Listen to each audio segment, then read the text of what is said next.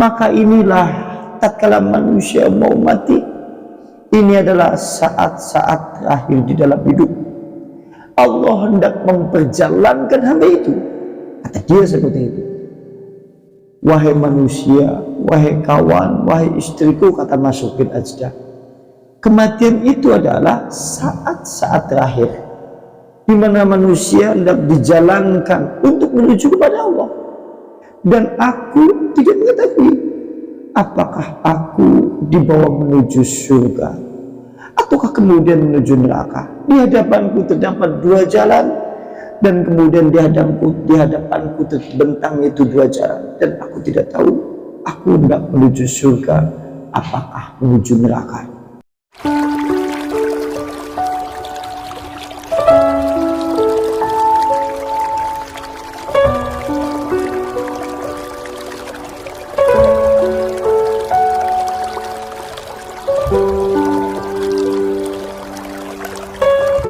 Sekarang yang berikutnya, Amir bin Abdillah, kemudian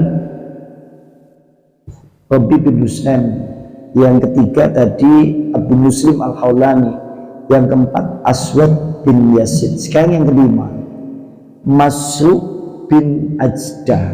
Ya, sekarang berarti Masruq bin Ajdah. Fa inna imra'atahu, sesungguhnya istrinya, berarti istri Masruq bin Ajdah. Qalat, istrinya itu berkata, istri beliau yang ngomong. Dan kita tahu ya, kalau dalam hadis Rasulullah disebutkan seperti ini, kalau Anda ingin mengetahui ibadah, tabiat, akhlak seorang laki-laki, tanya kepada istrinya. Sampai Anda kepengen ngerti tabiat, akhlak, kemudian adab seorang laki-laki, ibadah kayak apa, takon bojone kan sing ngerti ya, sing itu kan sing belum bilang ngerti. Sholat subuh kayak apa, sholat duhur kayak apa, sholat asar kayak apa, maca Al-Quran kayak apa, sing itu sing bendinanya nanti. Makanya tanya sama istri ya, ayo. Dan kalau persaksian dari istrinya baik-baik, kalau persaksian dari bojone sing wedok jelek, aduh, wala mas, bojoku mas, yang ngaji sih ngaji, tapi sholat subuh kadang-kadang telat. Ada bojone sih ngomong, oh ya wis member. Jadi kan ya, dia kan itu kan ya. Saya sering mendapatkan curhatan, yang seperti itu. Berlihat, ucapku bojoku ya wis melu kajian sunnah, wis ngerti ibadah-ibadah mana yang sunnah, mana yang bid'ah. Tapi jangan sholat subuh kayak bebu banget. Iya, jadi kembali ya jajal, iya kan ya? Ya mungkin mereka belum kenal Nabi Yazid Al-Qisi, Yazid Al-Aswad, belum kenal, mungkin next harus kenal loh. Jadi gitu. Ya, kan istrinya yang bersaksi. Beda kalau kita yang bersaksi. Contoh saya bersaksi kepada Ahya Haris, wah ya Haris masalah ibadah ya. Belum jelas, karena saya tidak tahu tiap harinya. Tapi beda kalau istrinya yang menyebutkan dia, karena dia tahu sehari-harinya bagaimana, cara bicaranya bagaimana, cara sikapnya bagaimana. Istrinya takut bojone. Nek Abu Salamah takut anto. Iya, anto sih ngerti sebenarnya bareng.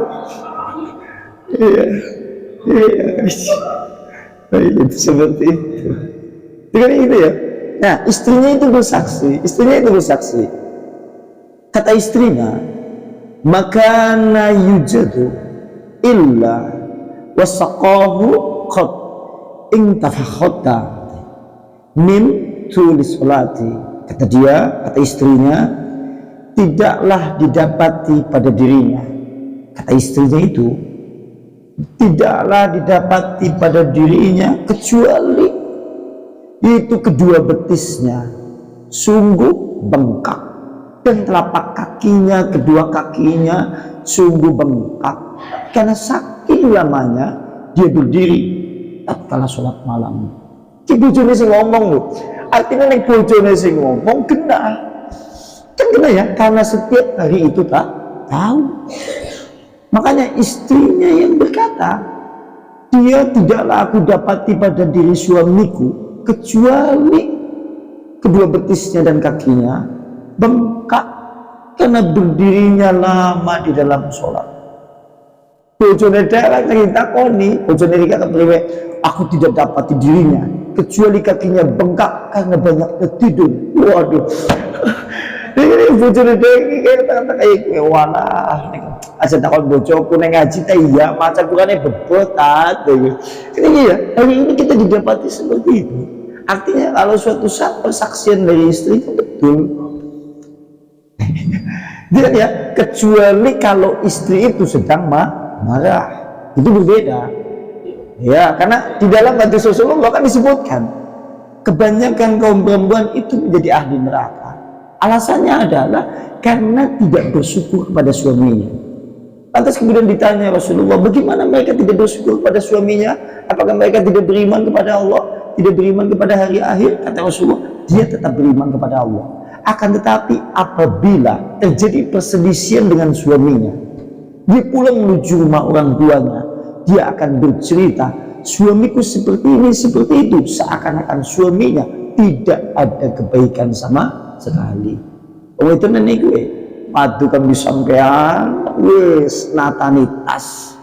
Karena penik natanitas, kisampean ganduli aja balik kene baik. Tapi bulannya jadi kayak modal mandir nyenggar balik ya modal mandir baik kan. Tapi udah pulang-pulang.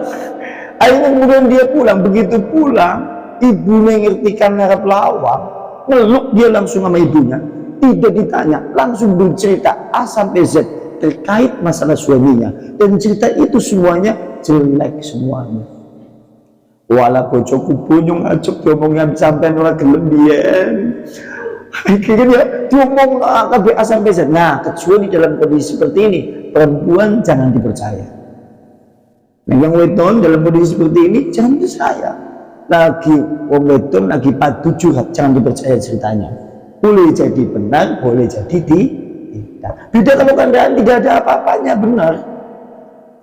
Contohnya Aisyah bercerita Rasulullah Sallallahu Alaihi Wasallam, dia adalah orang yang selalu menjahit rompahnya sendiri.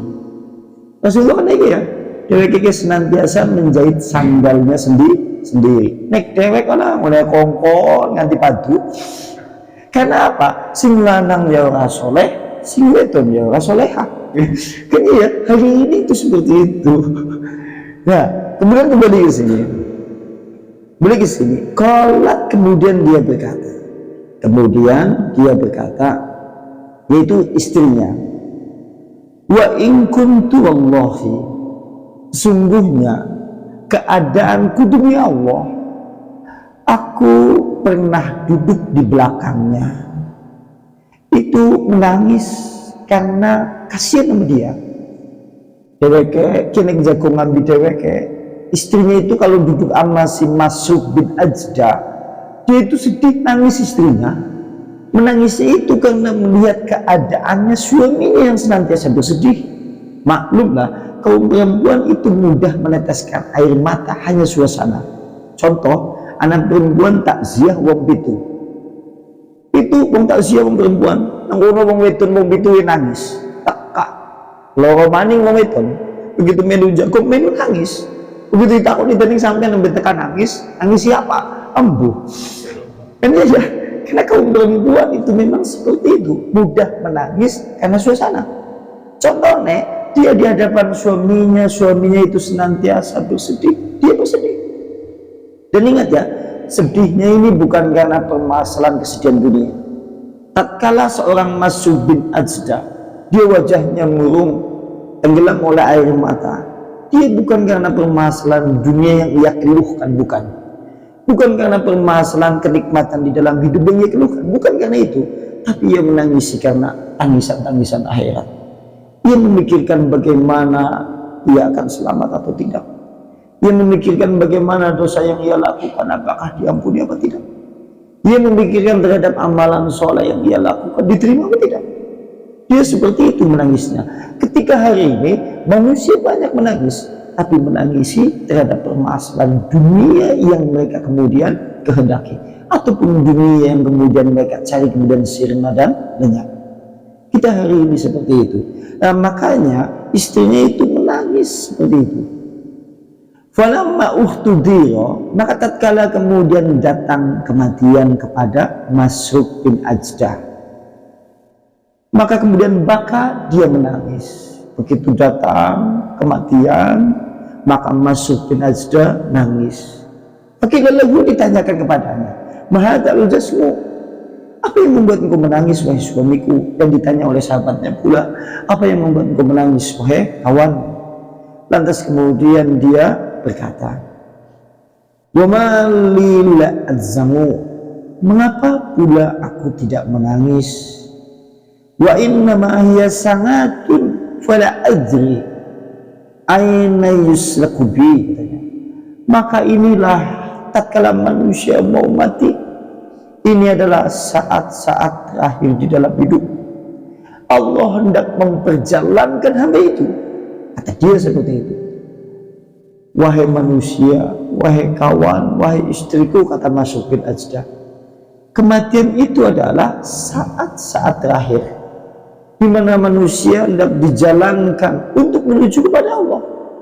Dan aku tidak mengetahui apakah aku dibawa menuju surga ataukah kemudian menuju neraka. Di hadapanku terdapat dua jalan, dan kemudian di hadapanku terbentang itu dua jalan, dan aku tidak tahu aku hendak menuju surga apakah menuju neraka. Artinya seperti ini, kalau dia adalah seorang ahli ibadah, kakinya bengkak-bengkak seperti Rasulullah, kecintaannya, dia sholat malam sampai kedua betisnya kakinya bengkak-bengkak sampai seperti itu. Tatkala dia meninggal dengan kapasitas ibadah yang masya Allah seperti itu, dia tatkala meninggal masih mengeluhkan kesedihan, ya Allah, ini adalah saat terakhir di dalam hidup aku. Aku tidak tahu hendak kemana aku akan dibawa, menuju surga apa neraka. Bagaimana kelak kalau suatu saat kemudian kita semuanya hendak menjemput kepada kematian? Apa yang pantas untuk kita ucapkan? Deweknya suknek mati, kira-kira omongan apa sih duas? Ya Allah, ya Allah toh ya. Soalnya bingung, tidak ada kata-kata yang indah untuk mengumpamakan sebagaimana apa yang diumpamakan dengan bahasa yang indah oleh ulama-ulama terdahulu, karena memang amalan-amalan kita tidaklah indah, juga susah untuk dibahasakan dengan bahasa yang indah. Belum boleh jadi mungkin, iya kalau kita memiliki amalan yang indah enak. Ya Allah subhanahu wa ta'ala, aku menangis karena aku takut jika aku ingin berpisah, kalau aku meninggal aku berpisah dari majelis taklim yang biasa aku hadiri bersama kawan-kawanku. Aku sedih itu, ya Allah. Kini majelis taklimnya masya Allah. Kalau tak kaping telungan tuh keping papat. Waduh, ini kan seperti itu ya. Ini merupakan pelajaran yang masya Allah. Dan kita tahu mereka uswah contoh dari kelompok tokoh tabi'in, murid sahabat Nabi. Dan kita tahu mereka adalah mengikuti itu orang-orang sebelumnya. Dan Rasulullah sendiri orang yang dijamin masuk surga, dosa-dosanya akan diampuni oleh Allah, baik yang telah dilakukan atau belum dilakukan. Rasulullah saja berdiri sampai kakinya bengkak-bengkak. Istrinya Aisyah bertanya, ya Rasulullah, kenapa pula kemudian kau sampai berdiri dengan kaki bengkak-bengkak sholat malam? Bukankah engkau adalah Rasulullah yang dosamu telah diampuni oleh Allah, baik yang telah lalu ataupun yang belum kau lakukan? Kenapa engkau melakukan seperti ini? Dijawab oleh Rasulullah, apakah salah sekiranya aku ingin menjadi hamba yang bersyukur? Karena syukur itu adalah derajatnya lebih tinggi dibandingkan orang yang bersabar. Orang yang bersyukur adalah dia tahu nikmat-nikmat di dalam hidup yang dia peroleh semuanya dari keimanan, semuanya dari pahala dari Allah Subhanahu wa ta'ala. Dia mengetahui persis kalau dia adalah kelak akan masuk surga, tapi tetap beribadah kepada Allah dengan sungguh-sungguh. Kita belum tahu kemana kemudian kita kelak akan menuju, surga atau neraka. Kita selama ini belum bersungguh-sungguh di dalam ibadah. Mudah-mudahan kisah di dalam kitab-kitab ini nanti bisa menjadi motivasi dan dorongan jiwa terhadap permasalahan yang mungkin kita hadapi tatkala kita menghadapi dengan jiwa badan yang selama kita miliki hari ini belum memaksimalkan di dalam mendekat kepada Allah Subhanahu wa taala. Kalau kitab ini saya kira cocoknya karena ceritanya pendek-pendek, nanti ceritanya juga macam-macam. Ada yang terkait masalah jihad, ada yang terkait masalah nanti adab dengan istrinya, dan yang lain-lainnya terkait masalah di kitab ini. Dan ceritanya itu tidak begitu panjang-panjang. Kalau di kitab Sifatus Sofa panjang, satu pembicaraan dia bisa nganti satu tokoh bisa sampai 30 pertemuan. Maka saya pilihkan kitab yang ini supaya ganti-ganti wong terus dulu. Pendek-pendek sering ganti wong. Itu seperti itu. Di antaranya seperti itu. Mungkin ada yang mau ditambahkan, mungkin ada yang mau ditanyakan. Tafadhol, silakan. Kalau tidak kita tutup. Atau mungkin mau Pak Karno mungkin mau tanya Pak Tony kemana ini? Gimana? Iya. Ketika kita menangis ya, iya, karena Allah, iya, itu bisa menyebabkan apa masuk itu. Gimana kok? Kita menangis karena Allah, itu ya, bisa membatalkan. ya, ini gini. Kan ada hadis Nabi itu di kitab Riyadhus Shalihin. Nanti panjenengan masuk di bab menangis karena takut kepada Allah. Kalau anda untuk yang punya kitab Riyadhus Shalihin, nanti buka juz pertama, masuk di bab menangis karena takut kepada Allah. Nanti di kitab itu masuk ke dalam hadis yang pertama. Hadis pertama itu menyebutkan la yalijun naro rajulun baka min khasyatillah. Tidak akan masuk ke dalam neraka orang yang menangis kepada Allah. Sehingga ada ungkapan dalam bahasa kita, satu tetes air mata itu memadamkan neraka. Maksudnya adalah orang yang menangis kepada Allah tidak dimasukkan ke dalam neraka. Kalaupun suatu saat dia itu memiliki dosa, suatu saat kemudian dia memiliki kesalahan karena nangis kepada Allah, malah justru dosanya itu diampuni, dia kemudian menjadikan masuk ke dalam surga, selamat dari neraka. Ini karena permasalahan menangis kepada Allah. Maksudnya seperti itu.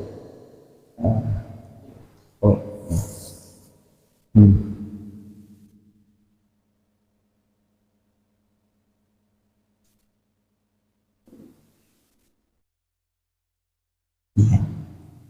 Ini seperti ini. Ini pertanyaan yang bagus. Tadi kan dikatakan ya bahwa di dalam hadis Nabi tidak akan masuk neraka seorang laki-laki yang menangis kepada Allah. Ini hadis satu. Yang kedua, ada hadis yang lain yang menyebutkan setiap manusia pasti akan melewati neraka. Setiap manusia akan melewati neraka. Nah, apakah hadis ini saling bertentangan satu dengan yang lain? Tidak. Karena hadis yang kedua, hadis yang menyebutkan setiap manusia melewati neraka, maksudnya adalah kita kelak akan melewati jembatan Shiratal Mustaqim. Jembatan Sirat adalah satu jembatan yang dibentangkan di atas neraka jahanam. Nanti penghujungnya adalah surga. Kalau kemudian kita jatuh, dia jatuh di neraka. Kalau kemudian kita sampai bisa berhasil, ya kita masuk ke dalam surga.